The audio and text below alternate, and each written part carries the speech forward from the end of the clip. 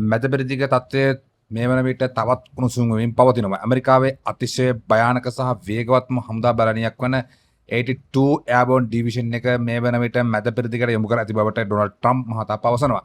එක් පැත්තකින් ඇමරිකානු ජනාධිපති ඩොනල්ඩ් ට්‍රම්ප් ඉරානය සමග සාමසාකච්ඡා පවත්වන බව ප්‍රකාශ කරද්දී අනිත් පැත්තෙන් ඇමරිකාව මැදපෙරදිගට තවත් දහස් ගණනක් හමුදා සෙබළුන් යවමින් සිටිනවා. මාර්තු 24 පෙන්ඩනගන විසින් නිල වශයෙන් නිවේදනය කළේ ඇමරිකානු යුද හමුදාවේ ප්‍රභූ බලනියක් අංශයෙහි සෙබළුන් මැදපෙරදිගට යොමුට කටයුතු සූදානම් කර ඇති බව. මොකද මේ 82 වෙනි ගුවන් සංක්‍රමණික බලයනිය කියන්නේ මේ සාමාන්‍ය පාබල හමුදාවක් නෙවෙයි. ඇමරිකානු හමුදාවේ හදිස්සි ප්‍රතිධාර දැක්වීමේ බලකායක් ලෙස තමයි මොවුන් මේක සලකන්නේ. මොකද ලෝකයේ ඕනෑම තැනක යුද ගැටුමක් ඇති විට මේ පැය 18ක් වැනි කෙටි කාලයක් ඇතුළත පැරෂුට් මගින් සතුරු භූමිකට ගොඩ බැස සටන් කිරීමට විශේෂ පුහුණුවක් ලැබූ අතිශය භයානක සෙබළුන් පිරිසක්. සතුරු කඳවුරු ගුවන් ප්‍රදේශවල සහ වැදගත් මර්මස්ථාන අල්ලාගෙන සඳහා මොවුන් විශේෂඥ ලෙස සැලකෙනවා. විවිධ ජාත්‍යන්තර මාධ්‍ය වාර්තාවට අනුව මෙම බැලෑනියේ සෙබළුන් 1000ක් 3000ක් අතර ප්‍රමාණයක් මේ සතිය තුළ මැද පෙරදිග ළඟා වනු ඇති බවට සඳහන් වෙනවා. මීට අමතරව ඔවුන් සමග 82 වන බැලෑනියේ ප්‍රධාන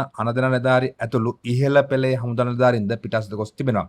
මෙම ගොඩබිම් සෙබළුන්ට අමතරව නාවික මැරීන් බටෙන් 5000කට අධික ප්‍රමාණයක් රඟත් නැවන්ත යුද නෞකාවක් මේ වන විටත් ජපානයේ සහ සැන්ඩියෝගෝහි සිට මැදපෙරදිග කලාප පිටසට ගමන් කරමින් සිටින බව ඇමරිකානු නිලධාරීන් තවදුරටත් තහවුරු කර සිටිනවා. මේ වනට ඇමරිකානු හමුදා 50000ක් පමණ මැදපෙරදිග කලාපයේ රඳවා සිටිනවා. දවල මන්දිරයේදී අදහස් දක්වමින් ට්‍රම්ප් දිගින් දිගට පවසන්නේ තමා ඉරානය සමග සාකච්ඡා කරමින් සිටින බව. සාකච්ඡාවකට එළවීමට ඉරානට ඇති අවස්ථාවක් ඇති බවත්, නමුත් ඉරානයේ පැත්තෙන් මේ සාකච්ඡා සම්පූර්ණයෙන්ම ප්‍රතික්ෂේප කර ඇති අතර සම්පූර්ණ ජයග්‍රහණය ලැබෙන තුරු සටන් කරන බව ඔවුන්ගේ හමුදා ප්‍රකාශක සඳහන් කරලා තිබුණා. මේ සාකච්ඡා ගැන කතා කරන ගමන් ඇමරිකාව මේ විදියට අති දරුණු හමුදා බැලෑනි මැදපෙරදිගට යවන්නේ ඇයි? මේකෙන් ඔවුන්ගෙන් ඇමරිකාව ඉරානය සමග ඍජු ගොඩබිම් සටනක් සූදානම් වෙනවාද කියන එක බරපතල පැනයක් යොමු කරමින් පවතිනවා.